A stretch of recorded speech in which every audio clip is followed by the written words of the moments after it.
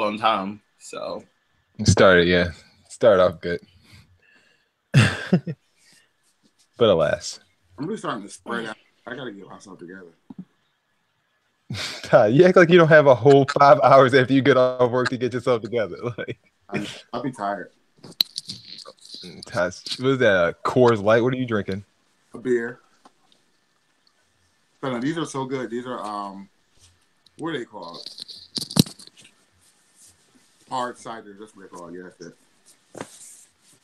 He's so proud that you look like an adult. Oh, look at them guns. Okay, gun. Well, you know. Didn't realize I was fooling with a drunk collar here today. But we are live. BroTalkLive.com right now. We're talking On the Run 2, OJ Simpson, and of course, the controversy surrounding Bruno Mars. Tune in right now. Okay, we just got you on live doing your little promo. The promo, yeah. Oh, I didn't even notice that thing there. A little late. Did you see it? One take. One take, Jake. You're fired. So negative. What's happening right now? Be like pre-showing, like I can't see the bottom. There's nothing to see. Well, I can see all your beautiful faces. I would like to click on everybody's picture, see what y'all looking like today. Are you on the computer or are you on the iPad? I'm on my iPad. There's that's why. You look all right. Thank Let you. me see, Jake. Tonight's rundown, as Dex was saying. I was gonna give us a little show. Odell Beckham Jr. The On the Run 2 tour, OJ Simpson, and Bruno Mars, as well as others. Don't forget to subscribe to our channel if you're watching on YouTube. We appreciate it. Welcome to another edition of Bro Talk Live, the best show on the internet for us by. Sorry, it's for you by us. BroTalkLive.com. We're right on the mark. Let's kick it over to my main man, Dex. Dexter, what up, bro? Hey, Dexter Stuckey here. Super excited to be here. I know you guys don't like it when I start these shows off with stories, but like there's really nowhere else. Soliloquies is what we call them. But there's nowhere else to really put this into the show, so I need to say it now. But like I've been dealing with like a small bout of depression. I thought you were going to say diarrhea. I'm sorry. No, depression. I've been dealing with it ever since I've learned that Toys R Us is closing. Like for me, like my childhood was spent in Toys R Us. I know you guys probably didn't have the coin for it, so you probably weren't there. But I was in Toys R Us as a child, like a lot. I was always there. And like when I saw they were closing, like for me, it was legit like heartbreaking because like this oh my God. Around. It's been around forever. Like I remember when I would like circle the toys that I wanted, you know, in the like Toys R Us catalog. Like I'm sure you guys did that too. You just didn't get the toys, but like that is something that I've done like forever, like all my life or whatever. And to know that it's closing is really heartbreaking. So with that being said, I propose that we try to make America great again. And by when I say that, I mean like all of us, you guys here on the show with me, you guys listening. Let's stop letting technology take over our lives. Like when we pump gas, go to the attendant and pay for it. Don't use the machine. Or like when you go to the grocery store, don't go to self-checkout. Like keep people employed. Like if you go through the lines, you're gonna keep people employed, and we should do that because really, us going through the lines, not keeping nobody employed. Yes, it is because if we go through the self-checkout, we continue to do that, then they're gonna just be like, oh, we don't need these people. Just have the machines. Look, if you go to Walmart right now, any Walmart in the United States, I am pissed. Anytime I have to go into a regular line at Walmart, pissed. But I'm just saying, like, I actually hate self-checkout, so I love self-checkout. Like, and then also let's start going to the bank more often, like to do stuff with money or whatever. Like going inside no bank. We can't let technology take over our lives. No, stop. Here's the thing: if stores were more, if stores had better customer service, then people wouldn't have to use technology. You get better customer service dealing with technology. You damn right. Dealing with some of the nasty people you get in the stores. Nasty. And Dex, we are not fulfilling your fantasy just because you were running around Toys R Us last week looking for toys. Not happening. It's closing. Okay, it's well, you got to find another place to get when all your childhood stores close or whatever, like it's your fault. Just know. Okay. Good. They probably deserve to go. You say that now, but when the corner your Poppy store closes and you can't get those hoagies like that you used to get, like you're gonna be upset. Bill, you be scarfing down them hoagies? What kind of hoagies you be getting, Dex? Like they in certain neighborhoods, The not roast ones beef, that I'm roast from. beef. They would sell like 25-cent hoagies and stuff like that. And I'm sure Will is a 25 cents. Nobody ever sold anything for 25 What they're well, they selling be on real that cheap. I bologna? know that. Like you can get a lot of food for like no money. They were $1, and I used to eat them back in the day. Scarf them but down. I stopped when Dex stopped eating that canned meat. This is what you gonna do tonight? Like this is what you gonna do tonight? Give the people a show. The canned meat, you talking about with the little picture on it? Yeah, you know it. Tyler God, what up? Hey, I'm feeling good. Not to be depressing or anything like that, but excuse me. Today's the anniversary of when my grandmother passed away, and it always is a reflective time for me. Just thinking about how far we've come since then. As Dexter talks about how poor we were, we actually weren't that poor, but we weren't the best. But right now, like, how hard she worked to raise us, and then how well we're doing now, so much better than Dexter. It just seems like, it just seems like it's just kind of a cool thing to reflect on your life and just be grateful that someone else's life was spent, making sure your life is better. And then to be able to give that person the return by saying, I am a success and I am doing very well for myself, is always a good moment for me. So it's not really at this point a sad time for me. It's like a happy time to really think about her life and look at old pictures and my friends and my siblings laughing at memories. And it also takes me back to how, my friends were there for me and everything. And it's just at this point is a good time for me to kind of reflect. So I am in good spirits today. That's like really beautiful too, and I think I think I'm like also the same way because there's some relatives like that aren't around, and on big moments though, I do often think about like how would this person react to certain things, Right. and it kind of sucks that they're not there, but like I think what you said is something that I've never been able to kind of like it's never clicked to me that like you're here because of them, you know what I mean? Like, and I think a lot of people could like benefit from that. It's a really good lesson. Okay, Bill, do you have something pronounced to say? I know, look at that. I do. I am not going to be that deep. As my grandmother passed away in like November, like about 5 years ago. So I reflect around that time. But I feel like I'm jet lagged. Like we lost this hour 2 days ago. Seriously. Jet lag is something I know you don't know about, Dex, because poor people can't catch flights. But I am worn out. Like goodness gracious. Like it didn't dawn on me that the hour changed until I got up this morning for work. I'm like, oh, the sun's not out yet. It's only 6:15. Oh, not yesterday. And it happened to be 7:15. Dex, what you say? You said it dawned on you today. I mean, like I'm on the same page as you. Like, I mean, this has been wearing me out, but it's been wearing me out. It's ridiculous. Since Sunday, but you said it wore you out today. Today's Tuesday. So yeah, because Sunday I went to sleep at like 9, my usual sleeping time. I went to sleep at 9 o'clock. Monday I went to sleep at like 9 o'clock, and then Sunday night I went to sleep at like 9 o'clock. Monday I don't know what happened. I didn't go to sleep until past 12 o'clock last night. I woke up this morning. It was 7:15. William, you were getting a hell of a lot of rest. Like what with 9? God damn. I wish. Jeez. Bro Talk Live, right on the mark. Let's kick it to the first topic of the day. Thank you guys for your intros. We really appreciate it. How bad of a look is this for Odell? Talking about Odell Beckham Jr. If you haven't seen the video, it's going to be looping for a little while here while you take a look. It's a video that's very fast, about 3 seconds long. But the video, those 3 seconds tell us a lot, especially when it's on loop. In Odell's left hand, you can see what looks like a brown cigarette, as they're describing it on the major news publications, as well as a pizza, which looks delicious, and a young Caucasian lady in the bed with a credit card and looks like some white substances that she's chalking up down there.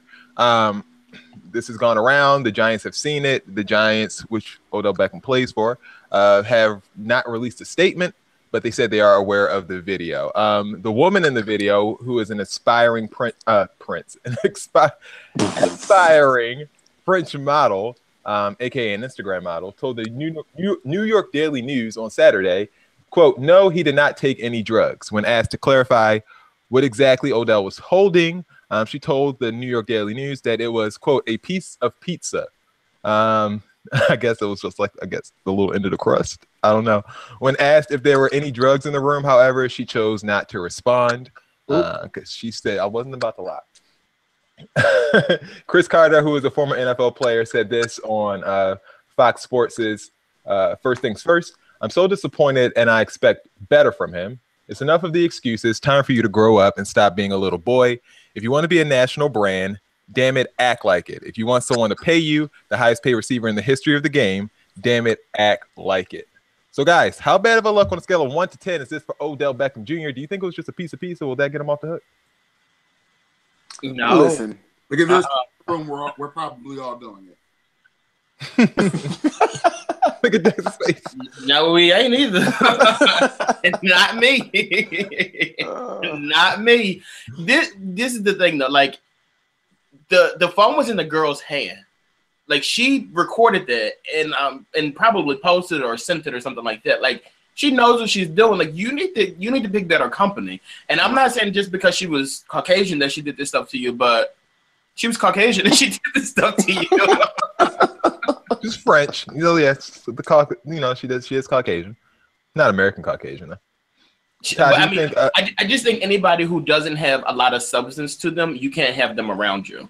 And like especially aspiring models. That's what I'm saying. Like you're an aspiring model, you're an Instagram model, whatever. Like you got to really look at the type of people that you're connecting with and like where you're meeting them, because you can't do certain things around certain people because you have something to lose. She doesn't. She has everything to gain from this situation. The fact that his team hasn't even released a statement, but she's out there doing interviews, like that speaks volumes. Right. Right. And you know what's crazy? Like if somebody is near you, doing something like that puts you in a bad light. Like you wouldn't be allowed to lay next to me and do coke. Like that's just not a thing. Sometimes if we were just chilling, like I couldn't just take out the powder. I will make you very uncomfortable, and you know it. Like whenever someone's in my presence doing something that I don't approve of, you know how that goes. So like it's just weird to me that he would not be doing drugs and her be comfortable enough to probably use his credit card as an aspiring model. I'm sure she doesn't have one. And cut up drugs. It's hard to believe that he's not doing it himself. So he's not. He's very stupid. That's all. Bill, do you think this was just a bad piece of judgment for Odell? This is absolutely bad judgment. He's an established athlete. No established anybody should be hanging out with aspiring people. Like you're aspiring for a reason. Like you don't have anything to lose, sis. Like I'm reminded of a story way back when, and I was told, don't sin when people ain't got to lose. Don't get caught with your work undone. That's specifically what we were told. Don't get caught with your work undone. And he was caught with his work undone. Like you out here and you live in a world where people are like scarfing down coke every day, which we know that that's what they're doing when you're making bajillions of dollars on a regular basis. But you're with this woman who ain't got nothing to lose and she's got a phone in her hand. Stop hanging with people that's going to record your every move and hang out with somebody that's going to check you into a rehab facility. Careful. Because this might be a good look for him, considering the last time a video or a picture came out about him is when he was shirtless on that yacht with Trey Songz. So this probably this is probably in the direction he wants to go in. Some people were excited to point out that although we don't know where Odell is in that video, if he's in Europe, there's a good chance he could be in a place where marijuana is legal. And therefore, him partaking. We're not worried about the marijuana. We worried about that coke. That's what we worried about. You wasn't worried about the pizza, the alleged pizza. That's what I'm saying. Here's the thing. Never mind. I'm gonna save that knowledge. We're just gonna move on. All right, moving on. Are you excited for the On the Run 2 tour? Beyonce and Jay-Z announced the tour. Was that yesterday? And news has swept, and everybody is excited. Well, not everybody. Here are some reactions. My mom was like, why don't you just give Beyonce all your money? First of all, it's not all of it. I get paid again. And secondly, Beyonce deserves it. And she's a mother of 3 trying to survive in this cold world. That's one reaction. Another reaction, my honest gut reaction to On the Run 2 was annoyance. Jay, you're my favorite rapper of all time, but I've seen you so many times, including On the Run 1 and Watch the Throne. Beyonce, I dig you, but your super fans are so annoying. They make me not want to give you any more money. LOL. Last but not least, J and B purposely waited for people to get their taxes to announce this, and that seems to be the way that they went in announcing that. Some other reactions were the annoying reactions that we always see. Hope y'all paying them past due bills before y'all go buy these On the Run tour tickets. Process. You can't be making plans for On the Run 2 tour if you already on the run from bill collectors every month. That one was funny. Good day. How about I'm not paying the past bill collectors and I'm going to see On the Run 2. So you can stay mad and stay ugly. How do people assume, like, what's weird is how old Beyonce is and how old a lot of her fans are, right? Because we're not teenagers or in our early 20s. So what makes you assume that these people don't have any money? Like, a lot of these people do have plenty of money to see On the Run. Like, people can drop $400 on tickets. A lot of people I know, including myself, and it really not affect them that much. So I don't know how you can go on. Oh, come over and see. Including myself. Next you can go on here and say, "Oh, I hope that you did." Like, a lot of people's bills are paid, and they can go enjoy themselves and are going to. So it's like, if that's not your thing, then don't do it. All right, Dex, are you excited to go to the On the Run 2 tour? I won't be at this one. I attended the On the Run 1 tour. I attended the Formation tour. I saw Jay-Z a million times last year. I'm good. I'm done with it. I think I'm with you. I'm the same way. I'm not really. Did you go to the first On the Run? I did go to the first On the Run. Did everybody go to the first On the Run? Yeah, here's the thing. I think I am going because there's a group of people who want to. But I kind of am objecting because I do find that it's like a little bit ridiculous that I went to On the Run and I've also gone to Formation and I've also seen Watch the Throne and everything else. Like, I mean, she's not releasing any new music. At least not. We don't know that yet. Maybe here's the thing, though, because she is going on tour. So I would say I don't think she's going to not release an album, especially since she's headlining Coachella this year. And she's got this. I mean, tour. Coachella's like next week, though. I mean, she's gonna release an album. I mean, no. Coachella is just like for the kids. But for this tour, I think we got an album coming. Tickets going to sell March 19th. Bill, will you be going to the On the Run 2 tour? I don't know. Probably. I really don't know. Okay, that's fair. All right, so 2 knows. Ty's going with his wife, and Bill doesn't know. And you know what? I want to see them babies. Show us them twins. Yeah, right. You think she'll bring them? She'll probably do something there, though. She'll probably do like a video or something there. Because at the end of the last one, she did like this video and like she showed like Blue and stuff like that. So she might do something like that again.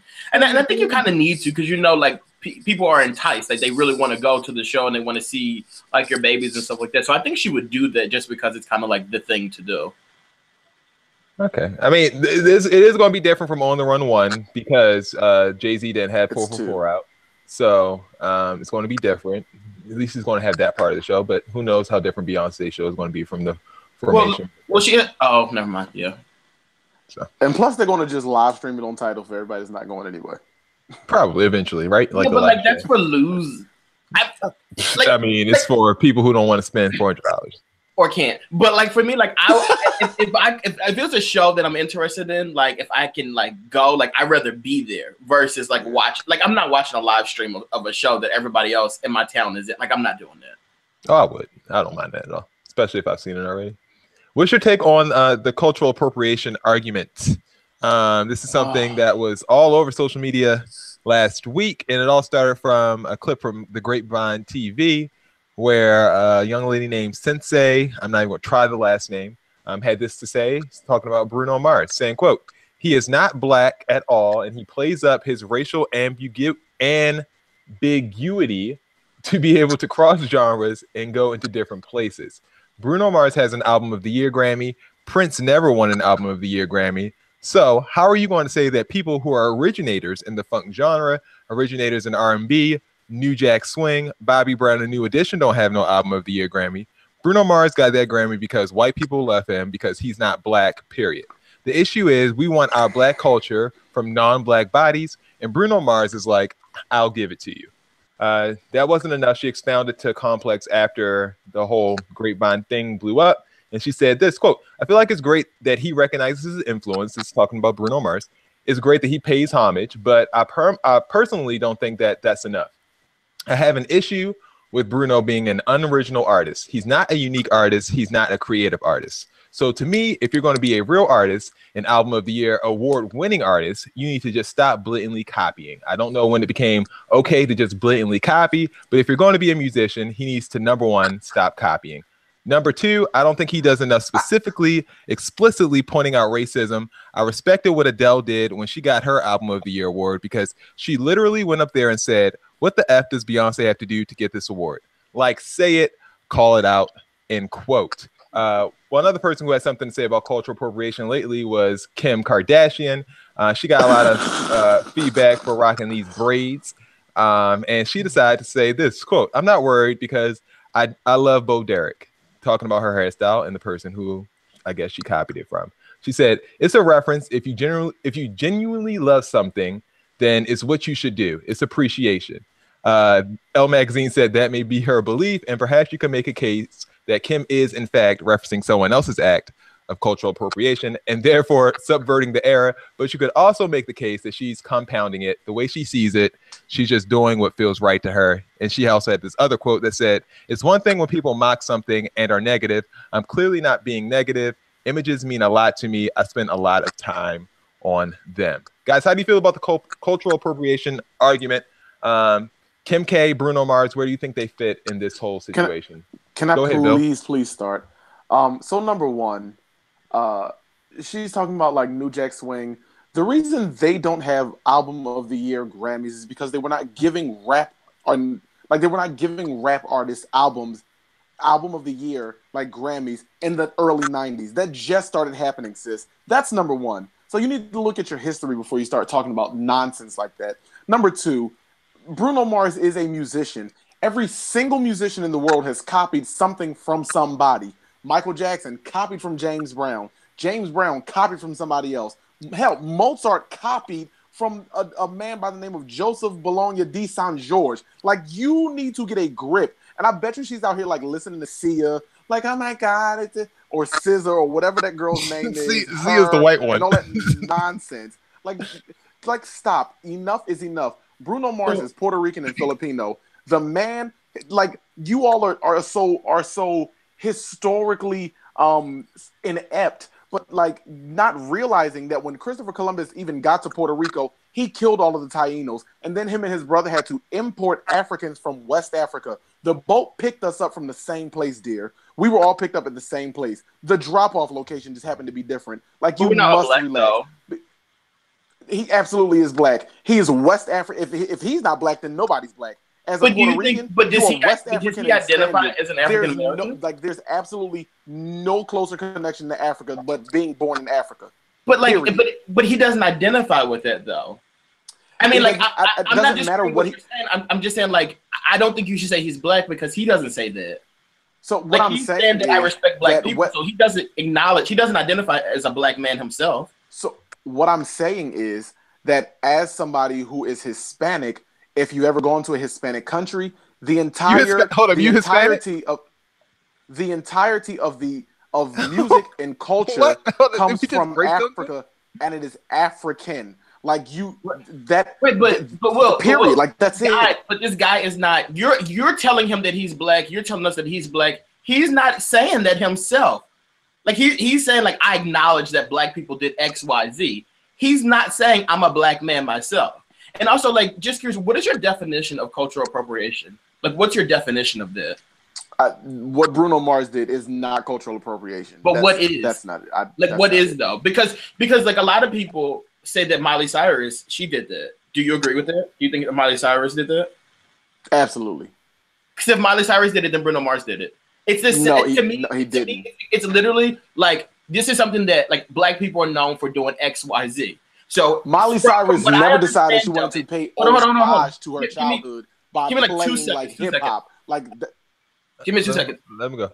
From my understanding, from what you just explained of what cultural appropriation is, it's something that like Black people are synonymous for. Like Black people did this. Like they've made this popular. With Dexter, with appropriation, you have to take something and acknowledge it as yours without giving credit to where it came from. So that's what Miley Cyrus did. That's missing with a lot of people. So if Miley Cyrus goes on stage. So Miley Cyrus goes on stage and does the twerking and all that kind of stuff like that, and she says, "Oh, I got this from Black girls." Because you remember when she did the one VMA performance where everybody was crapping on her, she literally had a Black woman up there doing it with her, and she never shine too during that performance. But she never acknowledged. So what she did would you really want her to say like, "Oh, I got twerking from Black people, and then I got cornrows from Black people"? That sounds silly. And then she pretended like it was all her idea. And then white America went crazy. Like, oh my God, it's a twerk. Oh my God, have you seen this new phenomenon? It's called twerking. Miley Cyrus did it, so it's cool now. I don't get so that's what appropriation is. So did Kim Kardashian appropriate with the braids? Because she didn't say a Black person got that. She said she got it from both. Kim Kardashian has been appropriating Black culture since we found out her sister was OJ's child. Like she has not stopped since. I just don't think it's really realistic. She's still going. She's still going. Always is. When I hear people talking about Bruno Mars, my question is, what music is he allowed to sing? I mean, I'm not going to sit here and act like Bruno Mars doesn't make Black music. He does make Black music. And are we kidding? No, I'm not saying there's anything wrong with that personally. I'm just saying that let's not kid ourselves and act like Bruno Mars just makes straight pop music. He definitely makes music that has been influenced by Black artists. And I'm not saying started off and he's acknowledged it. And then got into this lane and took advantage of it. Like we can acknowledge that. Hold up, Bruno Mars never started off. Bruno Mars started on B.O.B.'s "Nothing on You." So Bruno Mars started off on hip hop and R&B, albums and stuff like that. Like there are songs on his CD that are pop songs. I liked it. No, I wouldn't say they're pop songs. There are songs on there that are ballads, but I wouldn't say the Lazy song is not a pop song. That's not a pop song. It's not a pop song.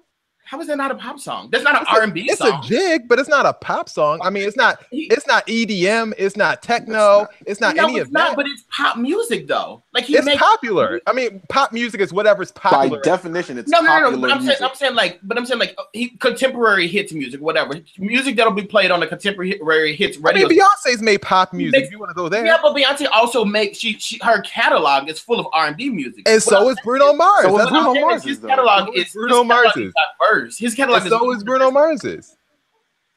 It's full of R&B. Uptown Funk wasn't Bruno Mars's first funky song. We're just not gonna agree with it. I'm not saying wait. Did Locked Out of Heaven not happen? Uptown Funk wasn't even Bruno Mars's song. It wasn't. And did Locked Out of Heaven like just not happen? Did Treasure not happen? Those are all R&B songs. I don't see those as R&B songs. Those are absolutely R&B. That's where our disconnect comes in there. But like at the end of the day, we don't have to argue over like what genre of music he makes. He is making music currently. He's making music that's synonymous with African Americans. Like they like it a lot. This is something that it seems influenced by African Americans. As an homage, which taking advantage of that lane. Like that's okay to acknowledge. He's announced that this is an homage to what he has been influenced by and what he enjoys and what he likes. And he's using Black artists to do it. Take advantage of it, Black musicians to do it. I don't. It's the same thing with Justin Timberlake. You can acknowledge Michael Jackson and Prince and stuff like them all you want, but you're still taking advantage of this lane. At the end of the day, you're taking advantage of something that was done by somebody else of another culture. So, Bill, I don't think there's anything wrong with it. Then they're getting for it. It only becomes problematic when you don't acknowledge what you're doing. I don't think any race should be. I disagree with that. I think it becomes problematic. Let him finish. Let Ty finish. He's just talking. So I think the problem is when you don't acknowledge where things are coming from, you're pretending that this is an original thing. Like I don't think that just because you're a race doesn't mean that you can't make a certain type of music. Like I don't think that makes sense. I agree.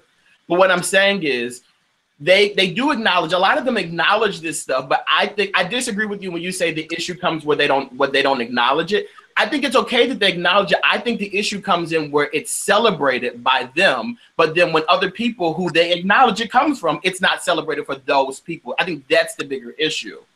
I mean, I also think it comes down to the problem they bring light to. I'm not saying that Bruno Mars is a better musician than everybody that has influenced him. But everyone hasn't put out a body of work that Bruno Mars put out with this 24 Karat Magic album. Because I can tell you truthfully, I've been doing research from the 1980s on hip hop and R&B, and I could tell you a New Edition album. There was not one New Edition album that was better than this Bruno Mars album. But these are people, not a one. There was not one not a Guy one album that was better than this Bruno Mars album. Not a one. There's a difference between cultural appropriation and quality. Bruno Mars gave you an album full of quality that, while it was influenced, it was still quality work, though. That's all I'm saying. Okay. That's it. Okay. All right. If you think Bruno Mars culturally appropriated black culture, fine. I mean, it's completely. I never said that. I just said I understand where they're coming from. I think the Kim Kardashian thing is different because Kim Kardashian is saying, okay, yeah, I got this from Bo Derek, but where the hell did Bo Derek get it from? I mean, let's be serious. I mean, Bo Derek didn't invent cornrows. Like, let's be serious. She got it from somebody else that was probably black. Okay, cool, whatever. Moving on. Did OJ's confession change your mind? No. Did you guys watch that OJ special this past weekend? I did. I did watch it. It was something, wasn't it? So I'm going to go on It was a record doozy. saying that I always thought O.J. Simpson knew O.J. Simpson was guilty. So the only thing this did was like, this is a crazy old man ranting about when he killed somebody, and this is ridiculous and it's crazy. O.J. Simpson had this to say in a 2006 interview that Fox decided to release, saying, quote, hypothetically, this was all hypothetical allegedly to O.J. when he gave this interview. Talking about the night of June 12th, O.J. says he was accompanied hypothetically to Nicole Brown's house by a man he called Charlie. Inside his car, he had stashed a ski hat and a knife for the crazies, quote unquote, because you can't have a gun, he adds. He also alleged that outside the house, he was confronted by a man who I guess we can all assume was Ron Goldman, and soon after by Brown, who fell and hurt herself. He said, quote, at that time, I think, quote unquote, Charlie, whoever this guy is, had followed this guy in to make sure there was no problem, and he brought in the knife. Moments later, quote unquote, this guy kind of got into a karate thing, and I said, well, you can just kick my ass. I took the knife from Charlie, and to be honest, after that, I don't remember, except I'm standing there, and there's all kinds of stuff around, blood and stuff. The interviewer then asked OJ whether or not he's ever blacked out before, and OJ said, not to my knowledge. If something like this were to take place in anybody's life, I'm sure it's something you'd have trouble wrapping your mind around. OJ also said that when hypothetically, when he regained consciousness, the question swirling around his mind was, what happened? He said, it's hard for me to describe it. I didn't think anybody could be murdered the way they were without everybody covered in blood. We've all seen the grisly pictures after. Everything was covered in blood. Guys, did OJ's statements that he gave on this Fox weird interview change your mind about anything? Dex? I'm not going to say it changed my mind, but like it bothered me a lot, though. Why did it bother you? Not necessarily his statements, but the fact that this is a thing, that this is happening. The reason I say that is because, like, everything about O.J. Simpson points back to race. Like, when this situation first happened, arguably the reason that he got off is because of his race. And what I don't like about this, actually, I'm going to go out on a limb and say that's definitely the case, because I've seen footage of, like, African Americans celebrating after after the verdict was read, and I saw Caucasian Americans, like, upset about it. So I look at that, and I'm just like, okay, like, people are pissed that he's not guilty about this. But at the end of the day, he's not guilty about it. And this interview was done in 2006. We're now in 2018. This guy is fresh out of jail, not for that crime, but for a different crime. But he's fresh out of jail. He's a free man. By all accounts, he's innocent. But then it's kind of like, okay, now let's throw this out there. Let's throw this "if I did it" stuff out there. Let's release this footage that was lost all these years. Throw that out there, yeah, right? They said they just recently rediscovered. Yeah, we just found it. We just was looking through our files. And, oh, there it is. Let's put that on TV. Boom. What bothers me though is that we've yet to see a Casey Anthony "if I did it" or George Zimmerman, "this is how I did it." We don't see this stuff like this when it's not black people. And it bothers me that we're going to put a primetime special about a black man on television to tell the world how he would have hypothetically killed someone. Like, if that's not like a slap in the face and one of the most disrespectful things ever, like, it's insulting that this was put on TV. I hate that I sat and watched it, and I hate that as a society this is accepted. Like, everybody thinks and knows that OJ killed these people. We don't need him to come out and say this stuff. What we really should do is do like we do those other people and pretend like he doesn't exist. That's a good point. So you think it all comes back to race? Okay, that's an interesting take. I haven't heard that one yet. Ty, Bill, which one do you think? Which one of you guys think that OJ actually confessed to his crimes? Oh, we know he did it. I mean, there wasn't no doubt, not mine. He did it. But everybody knows he did it. You know, I think we were fresh off of them race riots and Rodney King and all that good stuff, and so African Americans needed a win. Yeah, I felt like the same thing William saying. Like, people know he did it. They wanted him to get away with it because of the way things were going in the country. I don't think that that's right, but I think that's why people are siding with him. OJ most definitely did it, and I think the interview was weird and creepy and strange, and it's just not something somebody would do if they were accused of killing somebody and they really didn't do it. Like, I'm not like, well, hypothetically, I kicked down. Yeah, I wouldn't even bring any attention to it. Like, what's wrong with him? Well, I mean, here's the thing. Like, people have, because, you know, OJ, now I'm not excusing anything he's done, but I was reading like some stuff, and it said that he like his mannerisms and he is the way he is because of that. I can't call it the cognitive brain disease from playing football. Like, which would CTE, which would like explain some of his like strange, like some of the stuff he does is strange. Some of the stuff he says, the way he behaves. But the issue I have is like why that woman is like, why in 2006 she was trying to capitalize like off of if he did it, like that's an issue. Like Dex said, that is an issue, that it's acceptable that somebody would do that. Like, that is an issue. And I also want to know like what happened, because when the interview in the book came out, he was sued, and that's why they didn't air the interview, and the book never came out. So what happened between then and now that it was allowed to come to surface? They said it was public pressure. They talked to the family, and the family was like, we want this to be out now. Yeah, because they talked to the family, and they told the family they have an unreleased interview that no one's ever heard. So the condition was, okay, you guys can hear with everybody else if you want us to release it. Dex, why did you turn your head when Bill brought up CTA? Because we're not going to give OJ that. Like, you are the way that he could have it, though. Because you saw the blood pouring out of your wife's neck. That's the reason why you're crazy and you're acting the way you act. Like, it's like a demon. Like, OJ Simpson is a demon, and when he saw that blood pour from his wife's neck, it's just kind of like, damn, like I really did this. Like, you can't erase that. Like, that is the reason why he's the way that he is right now. All right, you gonna try to cast the demon out, Dex? Look, that's one of the demons I ain't touching. He better go holler at Kris Jenner again. All right, time for racist. I'm just gonna start saying it like that. I mean, racist. This was left on someone's lawn in Texas. Not here, not ever. It reads: a global rootless elite has usurped America's democracy and now wields as a cudgel with which to beat the founding stock of the nation into submission. With every turn, the foreign interest of the third world has placed before our people. We will not tolerate a global government ruling over our national people, and we will not tolerate the theft of our future as a gift to the migrant underclass, the Patriot Front. This is a white supremacy group out of Texas, and these packages were delivered on people's lawns in Ziploc bags, as you can see there. So if someone left this on your guys' lawn, what kind of reaction would you guys have?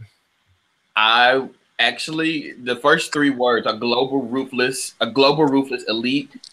I'm throwing it in the garbage. Like, this is way over my IQ. Like, I can't keep up with the words. Like, I don't know what this is, but I ain't buying it. Garbage. Gotta work on that IQ. Yeah, this ain't gonna work for me. They have to like dumb it down. Like, you really, for me, if you want to run me out of a neighborhood and you want to throw some of them Ziploc bags, say go away and put the N word on there. That's it. That's all it takes. You don't got to do all this extra stuff. Like, I'm not reading all of that. I'm saying, like, they done got this whole communist thing going on. They're writing like it's 1945 World War II. They got the hammer and the sickle. Like I'm trying to figure out if this came from the USSR. Like I don't got the attention span for it. Can't do it. Mazaraja. This has Mussolini written all over it. All right. Racist number 2. This 26-year-old man was arrested 2 weeks ago after robbing the New York hotel and casino in Las Vegas. Originally, the robber was described as a black man, but the culprit was later revealed to be Kennedy in black face makeup. Fox Vegas reports this guy painted his face, this white guy painted his face to be black in order to avoid being arrested. Wearing glasses, his skin job, and a cap. He entered the casino, then flashed a black semi-automatic handgun under his jacket, saying, quote, "I want all your hundreds and don't mess around. I am not kidding. I want all the hundreds." He left with over $23,000, but after he was arrested, he was placed in federal custody. So there you go. Blackface robber, once again, trying to get us all. I wonder how they catch those people. Cause he was dumb. Like he painted his face, but didn't paint his hands. He seems like one of these dummies that would do something like that. I would have gotten away for it too if I would have painted my hands. It wasn't for this crummy dog. Meddling kids and a pup named Scooby Doo. He's not racist. He's dumb. Last but not least, this coffee shop in Oakland opened, and they refused to serve police officers. They specifically refused to serve Oakland Sergeant Robert Trevino. The cafe, which opened after a successful Kickstarter campaign, has a mural outside to memorialize Oscar Grant and others killed in police shootings. And this is what the Oakland Police Department had to say about this coffee shop. They said, quote, "I think their position is very clear that they don't want the police in there, and I can respect that. If they do call the police for any need, we're going to respond professionally and give them the same level of service as anyone else, regardless of their position." They also tweeted another response saying the Oakland Police Department respects business owners' right to serve anyone they choose. The OPD, along with other community members, are reaching out to the business to have constructive dialogue in our efforts to unite our community. That is a great response. Oh, now y'all want to talk. Now y'all want to have an open dialogue. Keep it moving. Go to Dunkin' Donuts, eat them dry donuts. Because Oakland wasn't trying to talk when Rodney King was trying to work. Wasn't nobody trying to hear nothing. They also weren't trying to talk when they killed Oscar Grant. Like, come on, like sure wasn't. This shouldn't even be a thing. Like, why would y'all even try to go there? Like, you're trolling at this point. And I do understand. I don't think business owners should tell anybody that they can't come there. But I also think you should kind of use like common sense. You're not welcome everywhere. Yeah. People have been putting like bad ratings and reviews on this restaurant's Yelp page and stuff like that to discourage people from going there to support the police. Or just don't go, and then when they dry up, they have to shut down. Like, yeah, but the white police. Let me just say the police supporters. I should say. Let's say the White Lives Matter supporters. They have decided to to band up and put all those down rings. So if you would like to support this coffee shop, it is the Hasta Muerte's coffee shop. Hasta Muerte. As you can see right here on the screen. Hasta Muerte. Muerte. That's Muerte. Dead. Let me roll it. Muerte. So go ahead on Yelp and give them. Is that racist the way you did that? I feel like that should be in. Was that racist? Let's go with yes, Dex. Okay. It's time for the Q&A. Irishman can't do that. You're about to be on somebody else's cultural appropriation thread. I just love this part of the show because it gets pretty heated with the advice that we give. I'm going to choose one. I let you guys choose another. I definitely choose 4 because I think it's one that we should tackle. It's long, so let's go ahead and start with that one. If we have time for the others, we'll get to the others. Yeah, so we might only be able to do this one, but here it is. I'm sorry, the letters are very small. My girlfriend and I have been together for 8 years now. We kind of matured together along with our relationship. It's basically a high school romance that turned into a real serious relationship. We were out for dinner on a date last week, and we started talking about things and about marriage. I told her what I said before, that I don't really want marriage, at least not now. It's not a thing for me. if I do go down that way, it at least won't be till my 30s. She started insisting that she wants to. She wants to be married, and she wants it now, or at least promise that it will happen soon. I told her I couldn't promise that. It's not for me. It's not something I want. She accused me of being selfish, and we got into a big fight and argument. Ooh, big mouthful. I then got a text from her sister that my dad was in. Sorry, my sister and my dad was in the hospital. I told my girlfriend I had to go now. It was urgent. She said, "If you leave now, we're through." I told her, "Sorry, I had to go." I was crying and very angry, and the whole night was ruined. But I had to go to the hospital to see my dad. I got there, and things weren't that serious. He was being discharged shortly after I got there. Everything was fine. I tried to call my girlfriend. She wouldn't answer. Next morning, I tried to call her again, but then I got some text from her saying we're through, and she never wants to see me again. I called her, and she answered this time, and she pretty much reiterated what she said. After being depressed for a few hours, not days or weeks, hours. Clinically diagnosed depressed. Another feeling. Depressed for a few hours or minutes. I went to my friend's house, and they decided that they needed to cheer me up. So we went out. I ended up sleeping with one of the female. Whoa! That escalated quickly. Out with us. The next morning, I thanked her. Oops, sorry. I thanked her. Sorry, you said no problem. The next morning, I thanked her and all that, and we said it was just a one-night thing. We wouldn't let it impact our friendship. Tyler, you good to go for the next screen, or you need me to read? The next screen. Yeah. Things were going okay for 2 days when I got another call from my girlfriend, and we talked a bit. And she was sorry for our fight and for her shouting at me.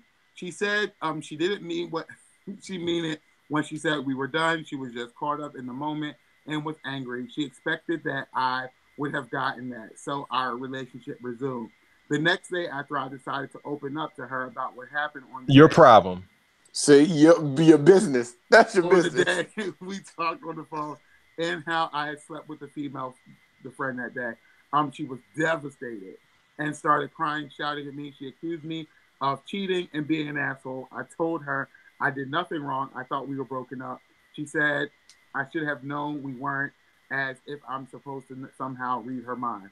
She's been basically trying to guilt me this entire time, and she told me, I have to give up the close circle of friends I went out with that day. I told her I can't do that, but she's insisting on it.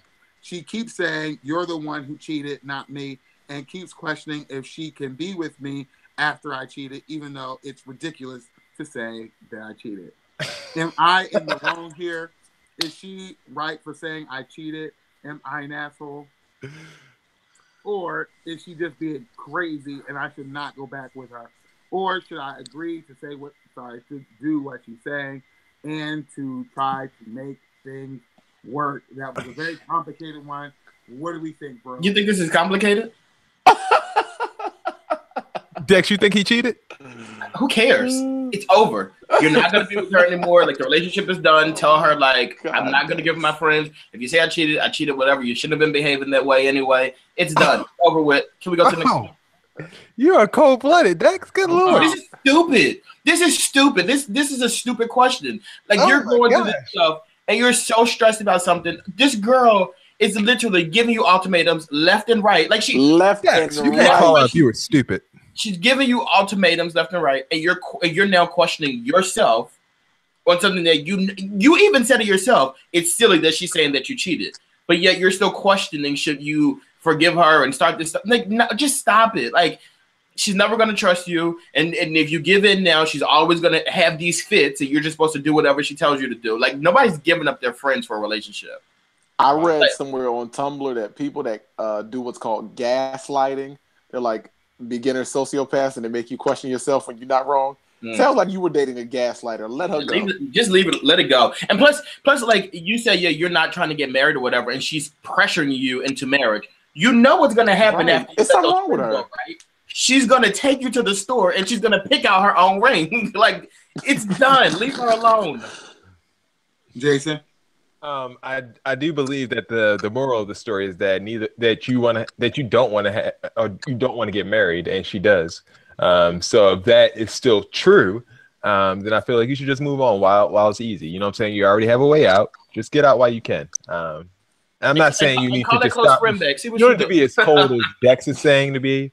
But I feel like you should definitely end the relationship, because clearly if you cheated with her or if you decide to have sex with someone hours after breaking up, you were thinking about it, quote bro. unquote, breaking up with your girlfriend, you weren't really all up into it in the first place. So yeah, I mean that's my thing, and I'm not saying that you're an asshole or anything like that, right?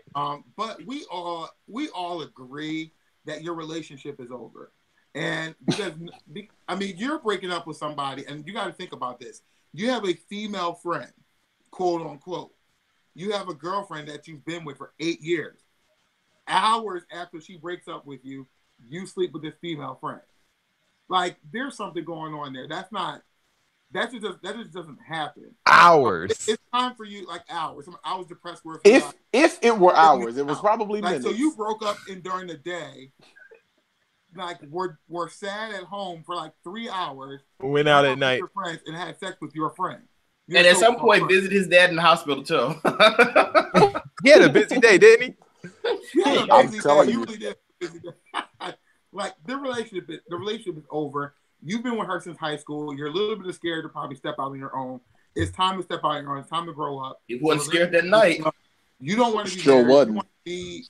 You're basically like, it's done. Like, it's time for you to give the relationship up and be honest with yourself. This relationship is going nowhere. Like, we're done. All right, let's move to question one real quick. I'll pick question one, just out of pure guessing. But let's go ahead. Sure. Oh, excuse us. My friends know I have no issue speaking my mind, especially when it comes to the men they date. One of my girls got engaged like 10 years ago. Like 6, and the ring is tacky. So I read her to Phil for accepting it. I'm out of line here. I read her for filth. What is that? Like, Last week I started seeing people post on social media that she asked them to be in their bridal party. My best friend since high school still ain't asked me to be in the wedding, so I asked her what's tea. And she tells me that she didn't ask me because I'm a man, and she didn't appreciate my honest comments about her bubblegum machine ring. We have this. Come on. We have discussed me being in her wedding for years, and she has always loved my shade. So what is the issue now? Am I wrong to be hurt? Yes. Todd is attitude your voice. You absolutely are. Even this question is shady as hell. Like, you dragged You dragged the hell out of your friend in this question. For what? Dragged the mess out of her. Yeah. I don't think there's any way to tell your friend that you don't like her ring. I mean, if you don't like her ring, just don't get it for yourself. This is a way to tell her. You just don't say anything. Like, you just don't say it. Like, if she accepted it, that's between them. You don't have to put the ring on. Like, what? I think you should just let her ride. Let her rock out. I mean, I understand together for accepting it. What friends usually do, at least when I'm familiar with, is they will show one another the rings that they bought for the person they're about to propose to, and let them drag each other to filth. Like, once the woman accepts the ring, like it's done. Dragging to filth is done. Like, you don't. But this is the woman's friends, though. Because you know what, guys, like, they pass the ring around their friends, like, oh, what do you think about this or whatever? But like, the girl doesn't know what she's getting. And his friends thought it was acceptable, and then she accepted it, so then she thought it was acceptable. Like, that's it. Yeah, the issue's done. But I always do wonder, what do girls' friends say though? Like, what do they say? Because you know they have to talk too. So like, what do they say about the ring? Like, and I guess this is one of those situations that, like, I do think one thing that sticks out to me is the shade part. Like, because I think a lot of people, I think the four of us are like that. Like, we're pretty shady or whatever, specifically towards each other.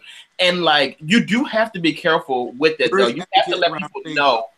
You have to let people know, like, your limit. You know what I mean? Like if you're always letting a person shade you and shade your family and shade your friends, like, they're always gonna think that's okay. So you really have to, like, this is where the limit. Like nobody's shading my family. Like that's where like my line is there. Like you know what I mean. Like and I just I just feel like you have to set those boundaries with your friends.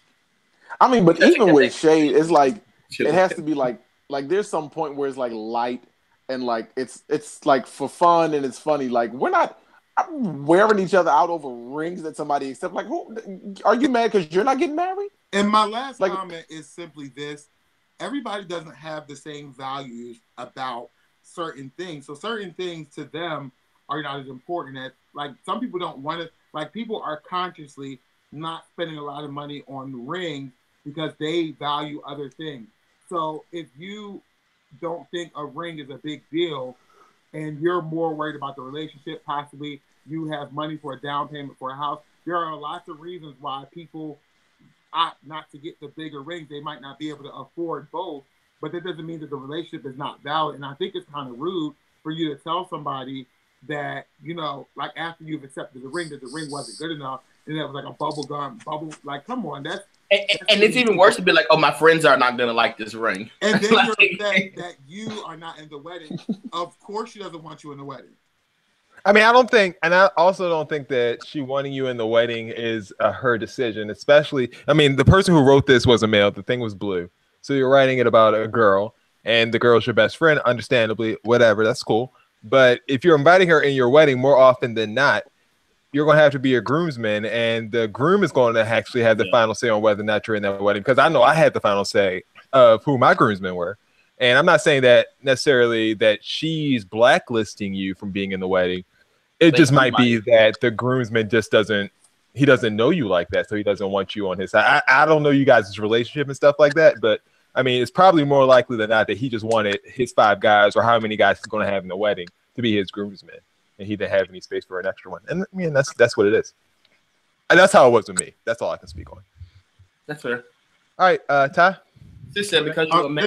Questions, brotalk.com/questions, and we'll tune in so we can try to get your question on the show. All right, we're going to speed through this really fast because we're running late. Just time. All right, we're going to play a little bit of March Madness, as we always have in March, as usual. This year's bracket is about record labels in their prime, the best record labels. We're going to pit them one against another. First up, we have the 1 seed Bad Boy Records versus the 8 seed Maybach Music Group. Bad Boy, obviously. What kind of question is that? Jason, please make me smack the taste off your tongue, okay? I'll wait to the end because if you're disrespecting me, we're gonna have an issue. No, it's the 1 seed versus the 8 seed. So the 1 seed is Bad Boy, the 8 seed is Maybach Music. So the best versus the least best. So it's going to be a landslide in that one. No harm, no foul. The 2 versus the 7 is going to be Interscope versus Rough Riders. Interscope had Dr. Dre, Eminem, 50 Cent, The Game, as well as Tony Yayo and Lloyd Banks. Rough Riders had DMX, Eve, Jadakiss, Styles P, Swiss Beats, Chic Luch. Rough Riders. I'm gonna go with Interscope. 50 Cent was huge. Rough Riders. 50 Cent was huge. But DMX, Eminem still huge. The Game. But too, I do like Rough Riders. I mean, I love DMX, but like like Swiss Beats is producing. Like, come on, come on. Yeah, but like DMX is rapping circles around everybody on Interscope.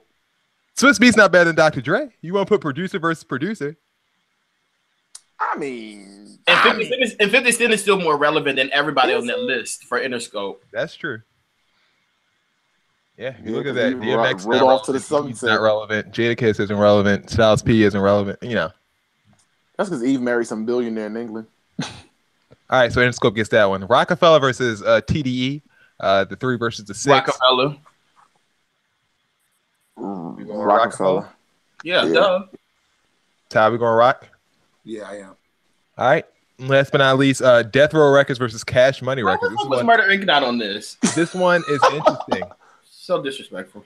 I mean, Murder Inc. had Ja Rule and Ashanti. It had Ashanti. And who else? Those are 2, Jack. Ashanti. 2 people. 2 people. Charlie Baltimore and Vita don't count. All right? You could have put them up there like against somebody that was weak, so I could let them. They were the 9, all right? They were the 9 seed. They didn't make the tournament. I'm going to go with Cash Money. Cash Money had Nicki, Wayne, Drake, Tyga. Death Row had Tupac, Dre, Snoop Dogg, Nate Dogg, Warren G. This is a tough one. Wait, cash money? I thought that was the new thing. I mean, Cash Money, Young Money. Cash Money, like Young Money is basically like a mirror label. It's under Cash Money. Vanity label. Yeah, that's right. That's right. I think it is a difficult one. This one's hard. Not really. Cash Money. I would go with Cash Money. I'm gonna go with Cash Money because that's kind of what I came up in, and like, you know, although I did enjoy. They're more. It's more current, and also I think these people have more longevity and will have more longevity. I mean, the best person on Death Row. Yeah, because they're still playing Tupac songs. People are still playing Tupac songs. The best person, but people playing Tupac songs because Tupac's not around anymore. And I always make this argument. Yeah, less longevity. That's 30 years. I mean, it's one thing to play. It's one thing to play people's songs because they were just the best thing ever. It's another thing to play the just because they're dead. Still, you can play a Tupac song like it just came out. It really is still very relevant and very good. So I'm not going to downplay it. But if I'm going to go do the whole list versus that whole list, I'm going to go with Cash Money. And but so Tupac, I'm Wayne, still not going to downplay. Nicki is bigger than Tupac, Dre, and Snoop Dogg. Yeah. Okay. Nicki Minaj by herself. I'm not really. Not really. I mean, I'm going with Death Row. I know it's kind of disrespectful. I gotta go with Death Row too. I'm sorry. Oh, look at Texas face. Like literally, like y'all are really pissing me off with this because like you don't even Will name a Michelet song. Ty, tell me what corrupt. I'm not a Michelet. Are you kidding? Right, hold it. Michelet is like ridiculous. It wasn't one of Tupac songs. You could run the streets with you. Jason, can you please go to Cash Money and make this the final decision? No. It was cute entertaining, but let's not be stupid. Come on. Death Row. They voted. So here we go. We got Bad Boy versus Interscope, and then we have Rockefeller versus Death Row. We will do this next week. You can also vote BroTalkLive.com. We will have the bracket where you can click and go to the bracket and vote yourself after the show. So tune in next week to see what happens there. We're going to wrap it up. It's time for Dex's BS Report. I'll be really quick today. There's a man in Oklahoma who was kidnapped over the weekend. So what happened was the kidnapper stole his phone and they started texting his friends and his girlfriend and his family like, we want you to give us $375, and if you don't get this, like they told them to cash app it to the husband or boyfriend, the guy's phone, and if they don't get it in X amount of time, they're gonna kill him. So like obviously the friends were super scared and the girlfriend was super scared. So they're like looking around trying to find like the guy. They couldn't find him, so they went to the police, obviously, and the police. What the police were able to do was track his phone through a GPS system, and they actually tracked the phone down at a casino. The only issue is the man actually had the phone in his hand, and he was the one who was texting his friends and his girlfriend. What he needed was more money because he had spent all the money that he bet on, so he was, in a bit of a tizzy there. Now he's in jail. If you guys are going to any strip clubs this weekend, you might want to be careful. There's a woman who claims that she was in a strip club over the weekend, and at one point the strippers on stage started to fight each other. So she decided that let me try to break this fight up because these young women shouldn't be fighting; they should be out here getting money. So what she did was she jumped on stage and she broke the two women up, and the one girl thought that she was trying to attack her, so she began attacking her and actually bit the woman's finger off. The woman was rushed to the hospital, missing fingers. She said one thing. Which finger was it? Her ring finger, actually. It was her ring finger, and she actually made a comment that says, "No one's gonna want to marry me because I have a midget finger." She got no finger. Her friend actually went back to the strip club to locate her finger to try to see if they can find her for her. But they asked her, like, "How were you in such good spirits that knowing your finger's missing and this young woman bit it off? Like, why aren't you freaking out?" She said, "Look, I looked down, I noticed my finger wasn't there, and I said, bitch is gone, get money." And that is Dex's BS report for the week. Well, listen, if you can't go to Bella Noche's, where can you go? Dex, what you say about the finger? That bitch is gone, get money. But like, the more I read this story, though, I legit think this woman was one of the strippers, but she didn't want to say it. Oh, she was. Or like the manager. All right. You guys have any seats, Bill? Absolutely. I'm going to say this for friends, family, loved ones, haters. Don't poke me on Facebook because I'm going to block you immediately. It makes you look like a creep. Poke on Facebook? Legitimately got 3 pokes last week, and I was just like, blocked. Do you like being I poked? think when you demand, not, I think It's it's going to disgusting. encourage. Let it encourage. Please let it encourage because I'm doing the pruning and I'm just weeding these people out. What's Bill, their name? Keep their names. Bill, you don't like being poked? What is the official definition? Like, what is the official purpose of poke? Can you say the people's names? No, Like, give them a shout out. How No, many people poked you? Bill, you don't be 3. poking and poking? Poked in your life? I don't hoke and poke. I don't tip and dip. I'm not sniggling and giggling. Don't poke me on Facebook, okay? Because I'm going to block you. I don't care your relation. One of them was a family member. Guess what? Blocked. Is that business big finger? So it's kind of like getting fingers, like pretty violated. It is. I have a quick seat too. My seat this week is actually going to go to rapper Rick Ross. A couple weeks ago, if you guys remember, we discussed Rick Ross on the show. We actually sent out prayers to the young man. And last week. Was it last week? We sent out prayers to last week. And you said yours. I didn't send mine. And today I saw Rick Ross was posting pictures, so I went on his page and I noticed that he's posted quite a few pictures. Like he's promoted like he's legit like posting like he's never went to the hospital. Like we need to know that you're okay. And I know that you didn't solicit the prayers, but you saw them. You saw that we were praying for you because you were found unresponsive, breathing heavily. You know that. You know that we know that. Why would you not release a statement to be like, I'm okay, I'm alive? Don't just post pictures. We're not ask questions. And I told you why. And because I don't have my own seat, I'm going to jump on yours. When I saw the picture of Rick Ross, he looked propped up to me. So it looks like you see that movie where it was hauling that man's dead body. That movie is pretty old, but they need to get him through the weekend. He was dead. Weekend at Bernie's. Weekend at Bernie's. There we go. It looked like one of them things. Because he really looked propped up. So you think Rick Ross is dead right now, and people are just going out there collecting the insurance money or something like that? I think he's dead. Let me tell you something. Well, until you release the statement, I might have to go with that with you then. If he ain't dead, the next time he knocking at death's door, I ain't praying for him. You don't get no more prayers from us because you don't say thank you. And great. My seat's gonna go to all the people who are concerned about Big Sean and Jhené Aiko.